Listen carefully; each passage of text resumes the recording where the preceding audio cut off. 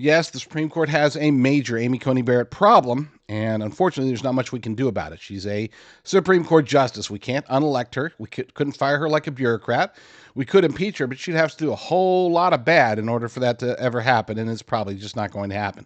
So we're stuck with her. So since there's not much we can do about it, I'm not going to dwell on this or make this a long segment, but it does need to be said. We do not have a conservative majority in the Supreme Court, despite what everybody seems to think. Oh, yeah, well, George W. Bush, he's the one that put in Chief Justice John Roberts. Okay, yeah, he leans left. Well, but President Trump put in Amy Coney Barrett. Yeah, well, she leans left. What about Judge Kavanaugh? He's hit or miss. Same thing with Gorsuch. The only two reliably conservative, and we'll call it originalist, Supreme Court justices are Alito and Thomas.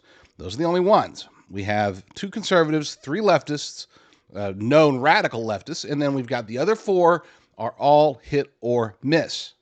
And Amy Coney Barrett has been the one who has missed twice now. On March 5th, last month, she ruled against the Trump administration along with John Roberts. They both ruled against the Trump administration, joining the leftists and saying that, hey, that whole USAID thing, well, you got to keep paying it. You can't stop paying it.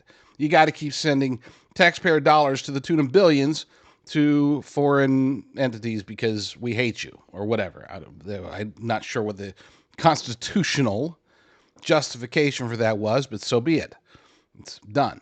Now we have a victory. It was a victory because even John Roberts knew, left-leaning John Roberts, he even knew that what corrupt Judge James Boasberg was trying to do in stopping the Trump administration from being able to properly and legally deport Tren de Aragua gang members, invaders, rapists, murderers. Even John Roberts was able to recognize the constitutionality of what President Trump and the administration is doing with these monsters. Now, at first, when I saw that Barrett had gone against the White House, gone against the Constitution, I thought, oh, she must be citing due process. It shouldn't apply, but so be it. At least that would be a constitutional approach somewhat. Well, no. After reading the ruling, I realized that they addressed that. They gave these monsters more than they deserve, the ability to challenge their deportation.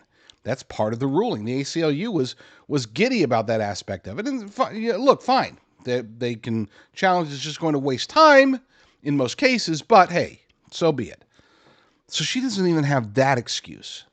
She's just against the Constitution, against the United States of America, and I would argue chances seem pretty strong, based upon the evidence that we've seen so far, that she really is just against President Trump. Stock up now on long-term storage meds, whether it's chronic meds, antibiotics, whatever. Go to jdrucker.com/meds, jdrucker.com/meds.